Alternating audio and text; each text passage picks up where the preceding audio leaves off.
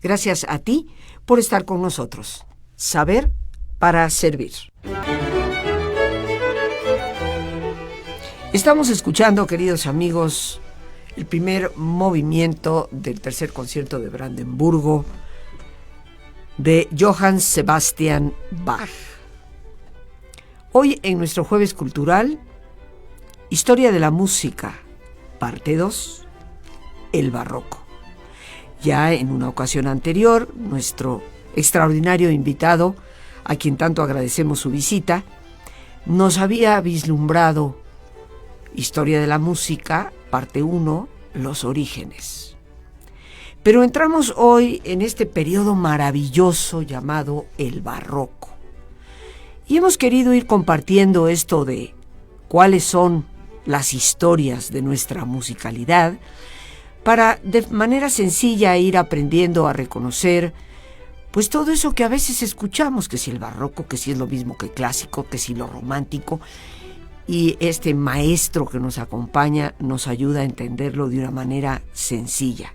Está con nosotros el maestro José María Álvarez, experto en todo lo que es la música, músico en su corazón, en su alma, en su cerebro, en su capacidad de transmitir lo que esta arte, que se dice es la más pura de todas, nos transmite a todos nosotros. José María, como siempre, te recibimos con todo cariño, primero que todo, y con toda gratitud por el enorme favor que nos haces al visitarnos y enriquecernos con tu conocimiento. Hoy, Historia de la Música, el Barroco.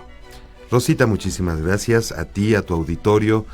A mí siempre me gusta poder conversar contigo, poder compartir contigo y tu auditorio la maravilla de que es la música, y como lo habíamos platicado en una ocasión anterior, sí cómo ha ido transformándose el arte de los sonidos, el arte de la música, como tú lo dices, una de las más puras, como dice Jean Cocteau, es la única de las artes que no puedes ver, no puedes tocar, pero gira alrededor de ti.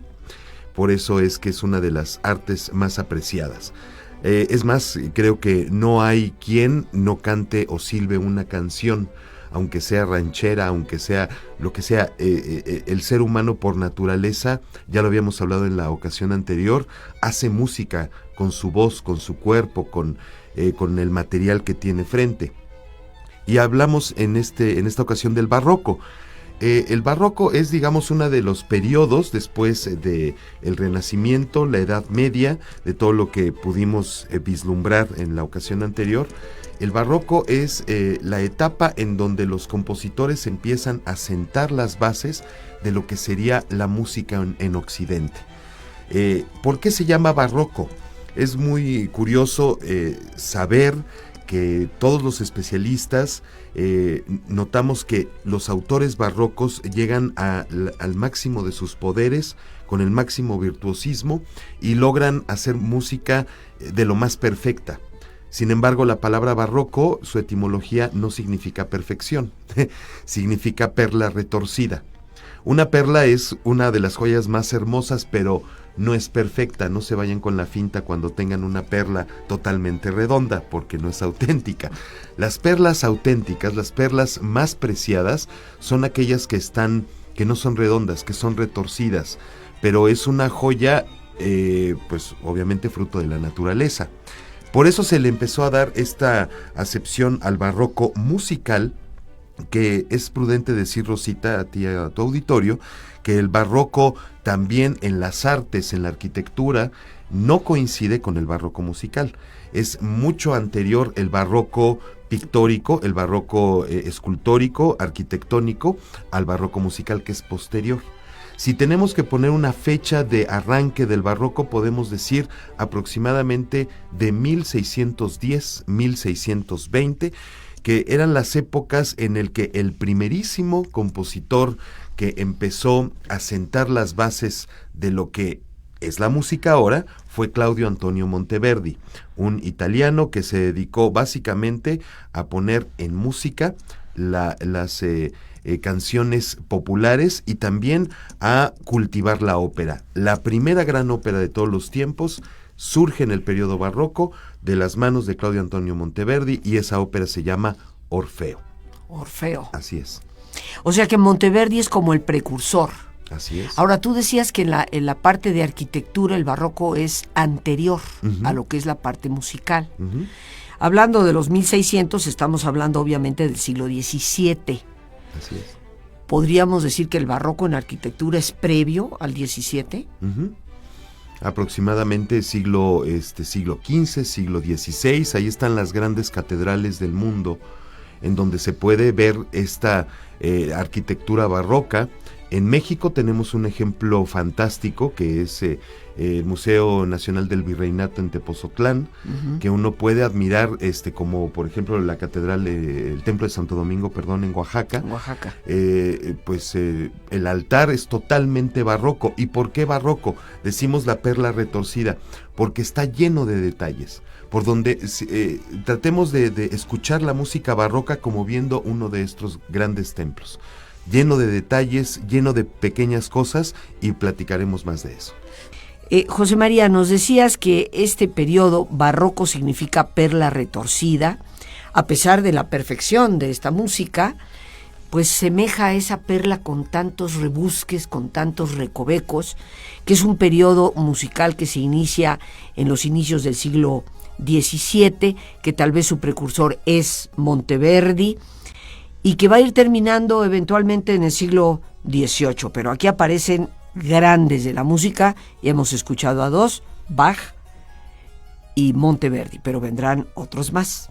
Por supuesto, y lo que decíamos antes en el bloque anterior, Rosita, es que si nos paramos enfrente de un altar o de algún retablo de un templo barroco, como los hay muchos en México, en Oaxaca, en las misiones de Querétaro, etcétera, podemos darnos cuenta que hay infinidad de detalles, mucho oro, eso sí, mucha opulencia, y también muchos detalles, un angelito por acá, una alita por allá, una imagen religiosa por otro lado, y es lo mismo la música barroca de cierta forma, porque nosotros podemos escuchar el discurso más perfectamente hecho, mejor estructurado mentalmente, a diferencia de lo que había ocurrido en los siglos anteriores, en donde después de mucho trabajar el asunto de la polifonía, de tratar de sentar las bases, es en el barroco donde los compositores toman la iniciativa, cada quien por su lado, de hacer estructuras para la música. Sí, se ve todo como un altar barroco, todo desordenado, todo lleno de grandes detalles, pero lo que empieza a ocurrir aquí es el orden. Un orden que, si bien existió en siglos anteriores ya para las artes y la música, el orden musical empieza a sentarse, como lo habíamos dicho con el primer autor que escuchamos, Johann Sebastian Bach. Él fortuitamente empieza a darse cuenta que la mejor manera, y además la manera más rápida de poder escribir música, era teniendo patrones o teniendo reglas, teniendo pautas. Entonces empieza a hacer, por ejemplo, la forma toccata, la forma sonata, la forma fuga, todo ese tipo de cosas. Bach lo empezó a utilizar y era como usar una escaleta, y a partir de ahí empezar a escribir su música, teniendo esas estructuras. Todo nace con Bach y todo nace con el barroco. Todo nace, todo lo que utilizamos hasta la fecha, porque mucha de la música que no tiene que ser de concierto o clásica, como también se le conoce, no tiene que ser precisamente de este tipo de música. En cualquier música popular, rock, el pop, banda, lo que sea, siempre existe una forma sonata, siempre existe una fuga, siempre existe todo este tipo de cosas. El contrapunto, que es importantísimo, es decir, poner armonía con melodía juntos y de alguna manera que convivan en un pentagrama, cosa que en el canto gregoriano y en el Renacimiento no ocurrió.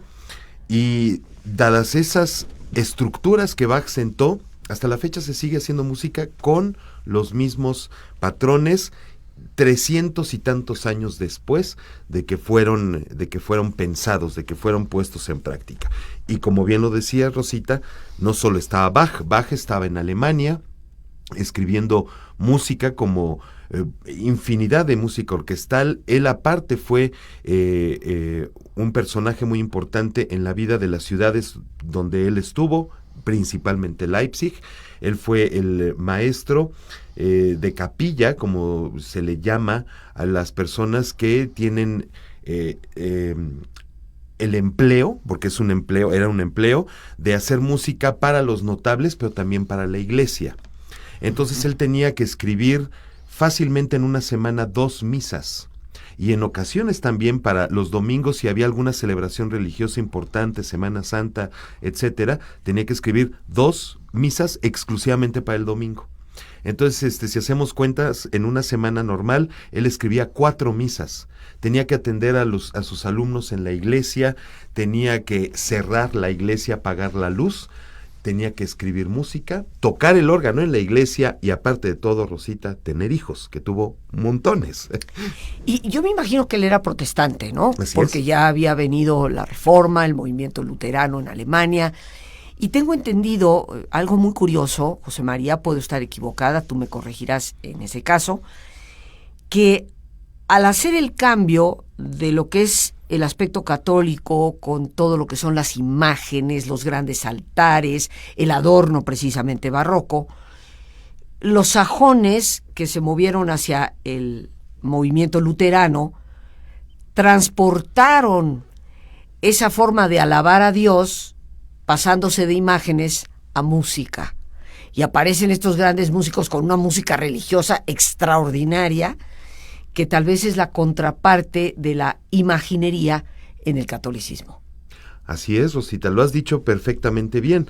Sobre todo, ahí es cuando se empieza a cultivar la cantata, el oratorio, la cantata religiosa, el oratorio religioso, que más que tocarse en las iglesias era una forma de alabar a Dios, pero fuera ya de las iglesias, donde durante ya varios cientos de años la música había sido exclusivamente de la iglesia. Al parecer, después de sus orígenes totalmente naturales del ser humano, la iglesia se apodera de ella para empezar a sentar las bases, y luego estos compositores no solo hacen esta rendición a Dios, a la religión, a través de la música, sino que también empiezan a descubrir el mundo instrumental, empiezan a descubrir lo que hoy conocemos como una orquesta sinfónica. En esos momentos eran grupos pequeños y a jugar con todas las posibilidades instrumentales. Lo que escuchábamos ahora de Scarlatti, Domenico Scarlatti, fue un gran compositor italiano, escribió nada más 555 breves sonatas para teclado,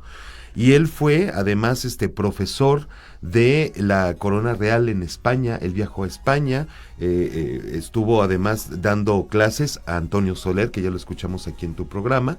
Y si escuchamos esta melodía en el teclado, en el clavecín, sí, escuchamos de repente eso que decías tan importante en el barroco. De repente como unos trinos, esos son los adornos. Se empieza a llenar la música de adornos a partir del barroco. Estamos escuchando, queridos amigos, el primer movimiento del concierto para 2 cornos de Antonio Vivaldi. Este reconocidísimo músico, artista, creo que tal vez uno de los más conocidos por todos. Sus famosas 4 estaciones se escuchan hasta en los comerciales, pero es precisamente Vivaldi uno de los grandes músicos de este periodo barroco. ¿Qué nos dices de él y de su influencia, del papel que juega en este periodo musical? Rosita, Vivaldi es uno de los más imaginativos compositores. Hablamos antes de Bach, de todas las cosas que él tenía que hacer diariamente, y aún así escribió, o por lo menos hasta la fecha, conservamos 199 cantatas religiosas. Probablemente él escribió más de 300 cantatas, pero están perdidas. Sabemos hoy que uno de sus hijos, Wilhelm Friedrich, vendió mucha de su música, y es cierta esa anécdota de que los manuscritos se vendían para envolver pescado y carne. Terrible, ¿no? Pero bueno, así es la historia. De repente no hay memoria. El caso es de que Antonio Vivaldi, el compositor veneciano por antonomasia, uno de los más grandes compositores italianos, sin hacer menos Scarlatti que escuchamos antes, pero Vivaldi tiene la gran capacidad de hacer música muy melódica, cosa que en periodos anteriores no ocurría. La melodía es lo que impera en Vivaldi y la fascinación sobre todo por hacer música instrumental y también ópera. Vivaldi vivió pues una gran cantidad de tiempo en Venecia, es por eso que es poder estar en Venecia, ver la arquitectura y escuchar la música de Vivaldi, ahí lo entendemos todo. Por qué se dejaba influir él de el olor de la laguna veneciana, de también la arquitectura, la Basílica de San Marcos, etcétera. Y Vivaldi tuvo un trabajo muy importante durante prácticamente 30 y tantos años, muy cerquita de la Basílica de San Marcos, sobre el Canale Grande, que se llama en Venecia, y ese lugar se llama, porque hasta la fecha existe, el Ospedale de la Pietà. El Ospedale de la Pietà era un lugar, era un orfanatorio para jovencitas que pues estaban a su suerte. Se quedaban estas muchachas ahí, estas niñas muchachas, pero se les daba instrucción no solo religiosa, sino también musical. Esa era la labor de Antonio Vivaldi en ese Ospedale de la Pietà. Le daba clase a las muchachas, les enseñaba a tocar instrumentos, les enseñaba composición y también muchas, prácticamente todas las obras que surgieron en esos 30 años, Vivaldi se las escribió a estas chicas. Música religiosa, conciertos como el que estábamos escuchando, que no es, vaya, el esquema del concierto como se venía manejando en el barroco, es fascinante porque Vivaldi podía tomar 2 cornos, un oboe, 2 flautas y cuerdas, ¿no? Que era la base siempre del concierto instrumental barroco. Cuerdas y el bajo continuo. Podemos decir entonces que el barroco, así como decías antes, es como el precursor de lo que hoy conocemos como orquesta sinfónica. Es en el barroco donde se crea el concepto de un concierto. Absolutamente, sí. Se llamaba concerto grosso en la acepción italiana. Grosso quiere decir grueso, grande. Grande, exactamente, porque, vaya, para los... no se podía llamar conciertos, pero para hacer música se utilizaban 2 o 3 instrumentos, el órgano, el teclado, y aquí ya hay una orquesta con cuerdas, violines, violas, el antecedente del violonchelo, la viola da gamba, y el bajo continuo, que era el contrabajo o el violone, y acompañado de clavecín u órgano. Es el bajo continuo, que es el que va manteniendo la pauta rítmica. Por eso es que es tan importante el bajo continuo en el barroco, porque eso es lo que mantiene la estructura de todas las obras. Y definitivamente Vivaldi es uno de los autores que más conciertos instrumentales creó. De alguna forma sus óperas fueron muy reconocidas. Uno podría pensar, y hace menos a Vivaldi, porque uno piensa que Bach es el padre de la música, por lo que ya platicamos, por sentar las bases de la música occidental como hoy la conocemos. Sin embargo, Bach adoraba a Vivaldi. Imagínense nada más, imagínate, Rosita, en aquella época, en el siglo XVII, imagínate que no hay internet. Imagínate que tienes que caminar kilómetros para poder llegar a un lugar o para poder llegar a tu trabajo, el lugar donde se elaboraba. ¿Cómo se conocía toda esta gente? ¿Cómo iban y venían las partituras de Vivaldi a Bach y de Bach a Vivaldi? Es impresionante. Ahora, cuando de repente no podemos abrir el correo electrónico en 2 segundos, nos impacientamos. Imaginemos esa época. Bach era el gran admirador de Vivaldi. De hecho, Bach hizo muchos arreglos de conciertos de Vivaldi. Y Vivaldi, bueno, también en retribución, cariñosamente, hacía arreglos de la música de Bach para poder tocar localmente en el lugar donde ellos vivían. Entonces no podemos hablar de un compositor menor en Vivaldi, que dedicó cuerpo y alma a las muchachas del Ospedale de la Pietà, que fue además todo un personaje en la ópera. Él era sacerdote, ¿no? Él era sacerdote, se le conocía como el Padre Rojo porque tenía el pelo pelirrojo. Entonces, pues llegó a ser conocido como el gran compositor de ópera, aunque había ya muchos. La ópera en Italia, la ópera en Francia, ya estaba dando mucha batalla, no solo el concepto de la música instrumental, aparte la música religiosa, y lo que podemos hablar a continuación, que es el gran espectáculo, que es la ópera.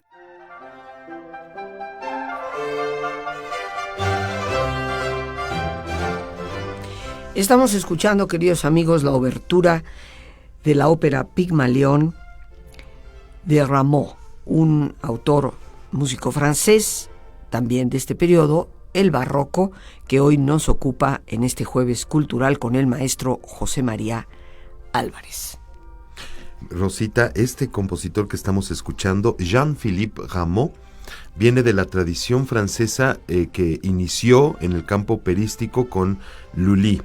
Después vino el gran François Couperin, que sentó las bases de la música instrumental y para teclado, así como lo hizo Scarlatti en Italia, y que después se fue a España a ser parte de la corte, a dar clases a la Casa Real. Siguió esa ruta por Francia, y Couperin es, digamos, muy similar a Scarlatti, pero tiene un acento diferente. Ahí es donde podemos notar cómo es el barroco en cada localidad. El barroco alemán, ciertamente perfeccionista, severo. El barroco italiano, como todos los latinos, bullanguero, simpático, bailable.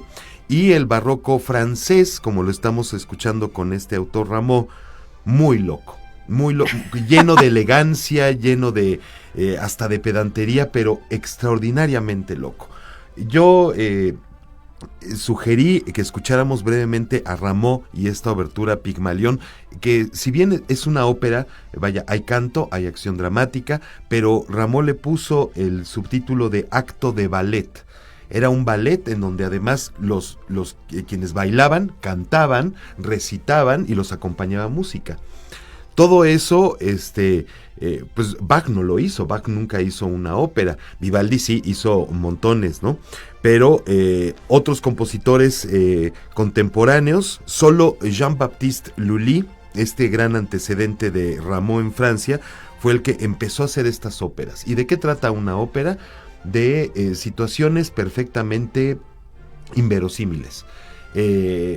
Quizá la historia de una princesa que se convierte en sapo y que de sapo se convierte en manzana y que viene el príncipe, pero todo es con una música con además arias que canta la soprano y luego el tenor y luego hay un coro y luego regresan, y eran 3 o 4 horas de ópera. Pygmalion, me atrevo a decir, y también corrígeme si voy mal, pues se refiere a esta persona que transforma las cosas, y creo que ese es el origen de la conocidísima obra musical My Fair Lady, o sea, Mi Bella Dama. Sí, o sea que este es el antecedente entonces de lo que escribieron en el siglo XX My Fair Lady, pero ¿cómo lo escuchamos? Como ese ponerle acto de ballet es como vamos a divertirnos, vamos a pasarla bien. Decíamos que obviamente no había internet en esa época, mucho menos una televisión. ¿Cómo creemos que la gente podría divertirse en esos entonces? Iba a la ópera, iba a la casa de ópera y se podía quedar 4 horas viendo estas historias fantásticas donde había fuegos artificiales en el escenario, en una época donde no había luz eléctrica, había fuegos artificiales, se metían animales en el escenario. Era realmente como ver una película. Pero lo podías ver, podías aplaudir, podías abuchear, se repetían las escenas y a la gente le gustaba mucho. Todo eso ya está en desuso. Pero Jean-Philippe Rameau es quien en Francia pone las bases de lo que también actualmente conocemos como la ópera, esa representación musical donde hay acción dramática, donde confluyen todas las artes, donde hay poesía, donde hay literatura, donde hay arquitectura, donde hay una cantidad de cosas, se juntan ahí. Y Rameau hizo una impresionante cantidad, hizo más de 50 óperas, y lo más curioso, él empezó a escribir sus óperas después de los 60 años. Las escribió a una velocidad infinita. Llegaba a escribir 3 óperas o 4 en un mismo año. Y lo más impresionante de todo es de que las óperas no duraban 15 minutos, duraban 3 o 4 horas. Ahora uno dice, pero qué tedio. si uno se mete a esas historias fantásticas de duendes, de príncipes, de magos, etcétera, uno puede pasarse un rato simpatiquísimo. Y con todos los preceptos de el Gran Barroco, es que confluyen Italia, Alemania, Francia, para poco a poco ir sentando las bases que tomaron como punto de partida, curiosamente, el Imperio Austrohúngaro. De ahí es donde empieza a surgir el periodo clásico y donde las reglas y las estructuras empiezan a ser mucho más rígidas, pero permiten que la música sea más fácil para escribir. Ya en la próxima ocasión, Haydn, Mozart, Beethoven, cómo empieza el clasicismo, cómo de esa perla retorcida se empiezan a quitar los adornitos y empieza a quedar la música pura, la música en sí, lo que conocemos ahora como la gran sinfonía. Pero esto ya lo platicaremos después. Sí, porque sabemos que en general hablamos de música clásica comprendiendo todo esto, pero para irnos, queridos amigos, afinando un poquito y darnos cuenta que la cultura no debe de ser cosa de pocos, sino que simplemente el interés por el conocimiento, pues vamos a ir aprendiendo cómo la historia de la música, desde sus orígenes, que ya vimos, entra en este periodo barroco para después continuar propiamente con lo que es clásico. Pero ya más adelante y en otro programa, el maestro José María Álvarez nos favorecerá con su presencia y nos lo explicará. Por ahora, las gracias a Dios por este espacio que nos permite compartir, a nuestro extraordinario invitado, el maestro José María Álvarez, y el más importante de todos, una vez más, gracias. Muchísimas gracias por tu paciencia al escucharme y por ayudarme siempre a crecer contigo. Que Dios te bendiga.